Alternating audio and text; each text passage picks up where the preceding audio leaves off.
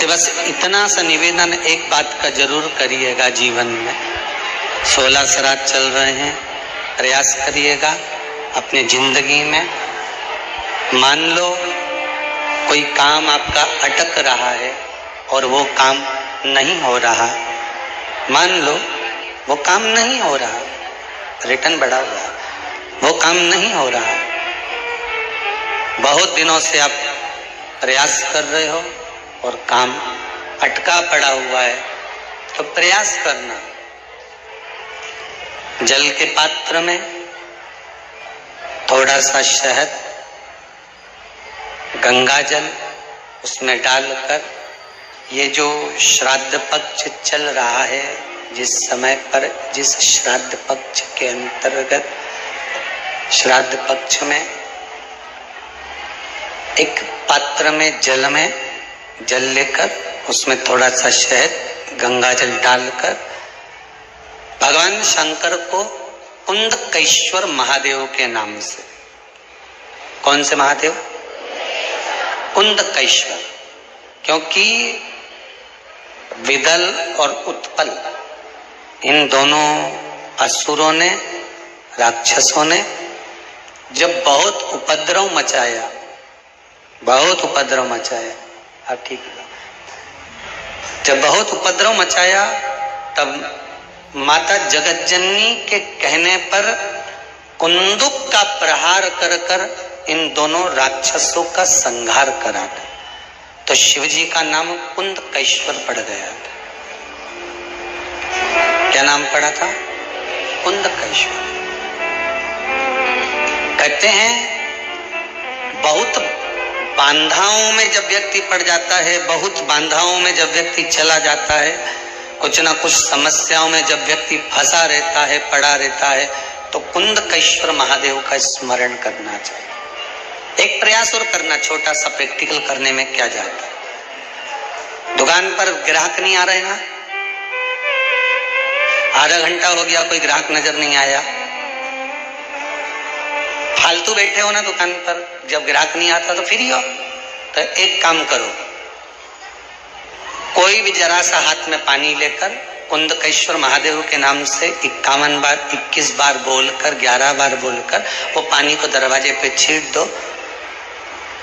आधा घंटा, ज्यादा से ज्यादा 20 मिनट, आधा घंटा 30 मिनट नहीं लगेंगे और ग्राहक प्रवेश करना खड़ा रहेगा। प्रैक्टिकल करने में क्या जाए। अब इनमें कहीं घटा तुम्हारा कि पानी घट गया, कि बोलने से, कुंदकेश्वर महादेव का नाम लेने से जीवान घट गई, कुछ घटा? फायदा तो तुम्हारा ही हुआ। कुंदकेश्वर का नाम, कोई काम अटक रहा है, शहद जल के पात्र में डालिए और थोड़ा सा गंगा जल डालकर इसी श्राद्ध पक्ष में किसी भी दिन जब तुम्हारा मन पड़े तब शंकर जी को समर्पित कर कर, और साथ में 1 लोटा पानी, 1 कलश जल का अलग से लेकर जाओ। जब शहद का जल शंकर जी को समर्पित कर दो, उसके बाद सादा जल शंकर जी को अवश्य समर्पित करके।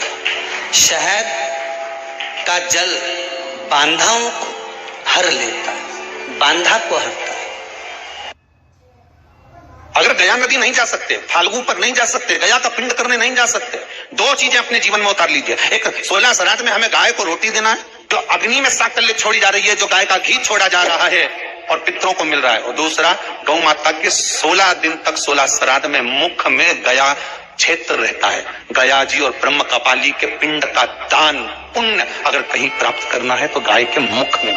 क्यों दी जाता है कौवा को भोजन? श्राद्ध पक्ष में कौवे को भोजन क्यों दिया जाता है? क्यों छत पर ले जाकर रोटी का टुकड़ा? काशी, कांची, अवंतिका, अयोध्या आदि आदि जितने पावन क्षेत्र हैं, जगन्नाथ, द्वारका, रामेश्वरम, बद्री नारायण, जितने जितने पुण्यशाली क्षेत्र हैं, मथुरा आदि जितने, वृंदावन आदि जितने पुण्य क्षेत्र हैं, शिव महापुराण की कथा में, स्कंद पुराण में लिखा है कि जितने सारे पुण्यशाली क्षेत्र, चाहे चित्रकूट हो, अयोध्या हो, काशी हो, उज्जैनी हो, त्र्यंबकेश्वर हो, जितने पुण्यशाली क्षेत्र हैं, सारे पुण्यशाली क्षेत्र में पिंडदान होता है। बोलो मालूम है कि आप मालूम? सब दूर तर्पण होता है, सभी जगह पिंड होता है, सभी जगह तर्पण होगा, पिंड होगा। तो श्राद्ध पक्ष में तुम इतनी सारी जगह जाकर तर्पण कर सकते हो क्या? जम के बोलिए। नहीं कर सकते। इतनी सारी जगह जाकर पुण्य कर सकते हो क्या? नहीं कर सकते। इतनी सारी जगह जाकर तुम ब्राह्मण को भोजन करा सकते हो क्या? नहीं। इतनी सारी जगह जाकर ना पिंड दे सकते, ना तर्पण कर सकते, ना पुण्य कर सकते। अब ये 16 दिन में इतने तीर्थ कितने हजारों में तीर्थ, इतने तीर्थ में जाकर कहां पुण्य करोगे, कहां पिंड दोगे? तो उसका एक निर्णय निकाल दिया कि पितरों के देवता आर्यमा कौवे पर बैठते हैं। काय पे बैठते हैं? कौवे पर। तो एक काम करो, जब हम पितरों के देवता आर्यमा कौवे पर बैठकर पितृ लोक से 16 दिन जब भ्रमण के लिए निकलते हैं तो घूमते हैं, तो क्यों ना एक काम करें कि कौवे के लिए भोजन छत पे डाल दें। हमारे छत का कौवा जब अन्न का भाग ग्रहण करेगा, पितरों के देवता को बिठाकर जब घूमने के लिए निकलेगा, तो जहां जहां घूमने जाएगा, जब जब बीच में कोई तीर्थ पड़ जाएगा, तो वहां के पिंडदान का फल हमको मिल जाएगा। इसलिए कौवे को भोजन कराया जाता है। जब शंकर भगवान को जल चढ़ाया जाता है 16 श्राद्ध पक्ष में, 16 दिन श्राद्ध के जब हम भगवान शंकर को जल समर्पित करते हैं तो उसका भाग हमारे पितरों को प्राप्त होता है। केवल 16 श्राद्ध के दिन ही ऐसे होते हैं जिसमें शंकर भगवान को जल में दूध मिलाकर चढ़ाने की जगह दूध भले 1 चम्मच चढ़ा रहे हो पर अलग से चढ़ाओ, कच्चा दूध अलग से चढ़ाओ, उसके बाद भले तुम जल चढ़ाओ, पर लोटे में जल में दूध मिलाकर 16 दिन श्राद्ध पक्ष में नहीं ले।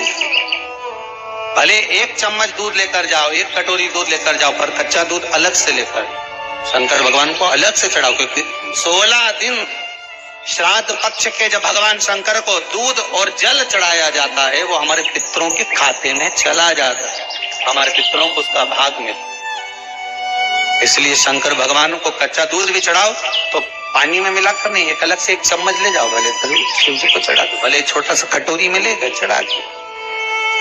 स्वान को, कौवे को श्राद्ध पक्ष में जब भोजन दिया जाता है, भोजन हम प्रदान करते हैं स्वान को, कुत्ते को और कौवे को। व्यक्ति के जीवन से 2 चीजें इनको भोजन देते समय चली जाती है।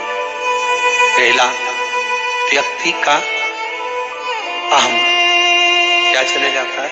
अहंकार।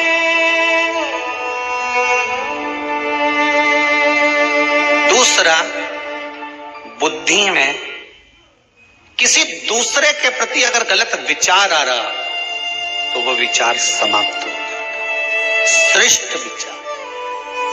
पहले हमारे हिंदू धर्म में एक नियम था पक्षियों को दाना देने का, था कि नहीं था? कि पक्षियों को लोग दाना देते। दाना देने का कारण बड़ी प्रसन्नता होती है। जब आप लोग कई पक्षियों को दाना देने जाओगे, ऐसे पटकोगे, पक्षी उड़ के आएंगे, खाएंगे, उड़ के जाएंगे, आप थोड़ा सा आगे बढ़ेंगे, फिर उड़ेंगे, बड़ी प्रसन्नता होती है। कारण क्या है? पक्षियों को दाने का हमारे हिंदू धर्म में प्रमाण क्यों कहा गया? उसका केवल एक कारण है कि हमारे भीतर जो किसी के प्रति बैर भाव होता है, हमारे भीतर किसी के प्रति कपट भाव होता है, पक्षी को दाना देते समय वो कपट, वो बैर भाव समाप्त हो जाता है। पक्षी को दाना देते। एक किसी व्यक्ति का फोन आया था, क्या गुरुदेव ये बताओ, ये जो 24,000 श्लोक से आहुतियां छूट रही हैं, अग्नि में सांकल्य दी जा रही है, क्या इससे पितरों को मोक्ष मिल जाएगा?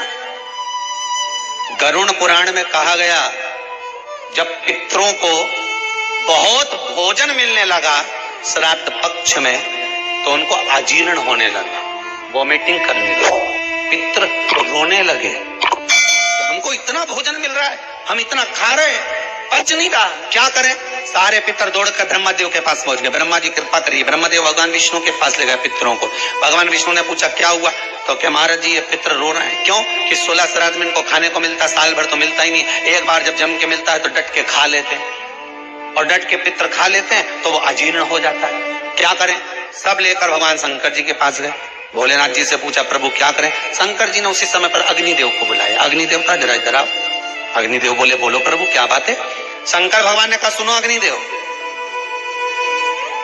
जितनी देर तक 16 दिन श्राद्ध के पितृ मृत्यु लोक में रहेंगे, अपने अपने घर में जाकर भोजन करेंगे, तब तक 16 दिन तक अग्नि देवता इन पितरों के साथ रहेंगे। इसलिए हिंदू धर्म में रीति है कि श्राद्ध पक्ष में कंडा जलाकर, गोबरी जलाकर, उसको जलाने के बाद उस पर घी, शक्कर, धूप छोड़ो, क्यों? क्योंकि तुम्हारी धूप छोड़ने से, तुम्हारी साकल्य छोड़ने से, अग्नि में एक ग्रास देने से, अग्नि में एक भाग प्रदान करने से, जरा सी साकल्य देने से तुम्हारे पितृ खुश हो जाते हैं। क्यों? क्योंकि पितृ जब भोजन करते हैं और अग्नि की धूप साथ में दी जाती है तो अजीर्ण नहीं होता। तो पितृ जब भोजन करते हैं और अग्नि की धूप साथ में दी जाती है तो अजीर्ण नहीं होता। तो पितृ आशीर्वाद देते हैं कि तुमने हमारे लिए अग्नि में साकल्य दी है, जाओ तुम्हारा कल्याण हो, तुम्हारे भंडार भरे। ये अग्नि देवता की साक्षी में पितृ आशीर्वाद देते, पितृ आशीर्वाद देते। अग्नि की साक्षी होना चाहिए पितरों के लिए। शादी में किसकी साक्षी होती है? जम के बोलो, अग्नि की। ये तुमने मंडप लगाया, ये तो ठंडा हो जाएगा, बोलो हो कि नहीं हो? मोर छटाएगी तो मोर ठंडा हो जाएगा, बोलो हो कि नहीं हो? जितना बाराती आया एक ना एक दिन ये भी ठंडा हो जाएगा, बोलो है कि नहीं है? सब अपना अपना घर पहुंच गया। ये सोफा सेट ने पलंग सब चले जाएगा, नहीं गद्दा रजाई और टेंट हाउस का था, ये भी चले जाएगा, बोलो सही है कि गलत है? पंडित जी ने पूजन कराई, वे भी चला जाएगा। अब सब कुछ चले गया। फिर शादी का जो तुम्हारा संबंध हुआ है, हाथ जो पकड़ाया गया है, उसकी साक्षी कौन देगा? तो क्या ये जो अग्नि की 7 भावर डाली है, ये अग्नि साक्षी है। उसी तरह पितृपक्ष में आप लोगों ने जो अपना नाम गोत्र लिखकर भेजा है और उसकी जो साकल्य डल रही है, वो अग्नि उन पितरों की साक्षी है। उसका फल हो जाए, उसका मोक्ष का हो जाए।